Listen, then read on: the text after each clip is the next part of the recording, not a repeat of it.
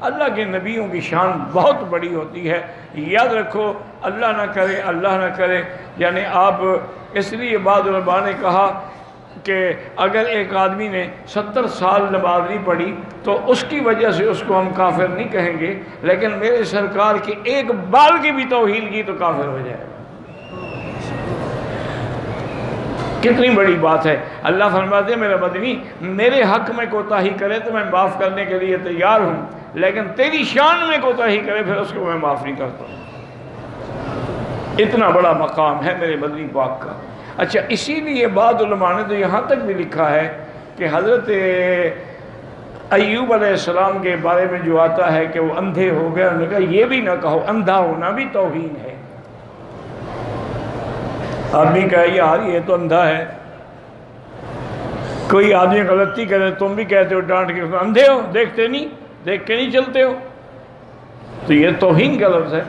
اصل بات صرف اتنی ہے کہ اللہ تبارک و تعالیٰ نے قرآن میں جو لکھا ہے کہ حضرت یوسف کے غم میں روتے رہے، اسفا علی یوسف وابیضت عیناہ من الحزن فہو کظیم، روتے روتے آپ کی آنکھیں سفید ہو گئیں، تو وہ گویا کہ اس کے نابینا ہونے کے قریب پہنچ گئے۔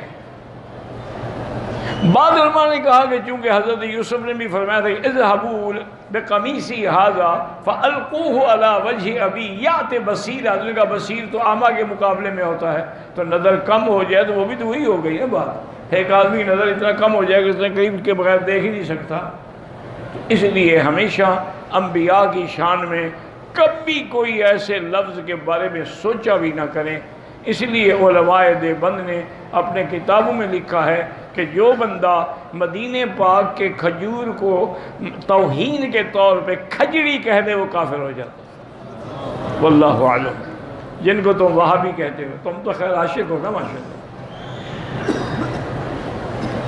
بزرگ تھے، اللہ ان کی قبر پہ کروڑا، حضرت توسی صاحب کی بات ہے، مولانا عبدالستار توسی رحمۃ اللہ علیہ کی، وہ کہتے ہیں مکی صاحب انبیاء نے اور صحابہ نے پتھر کھا کے بھی حق پہنچایا، ہماری بدقسمتی ہے کہ ہم نے حلوہ کھا کے بھی حق نہ سنا۔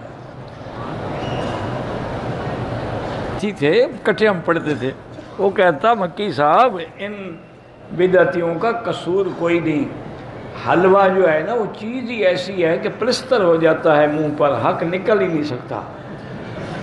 انہوں نے کہا حضرت آپ دیکھیں کہ کسی کاریگر سے پوچھیں، جب وہ ہاؤس بناتے ہیں نا تیل کے لیے، کروڈائل کے لیے، پٹرول کے لیے اور تیل کے لیے، تو اس سیمنٹ میں چینی ملاتے ہیں۔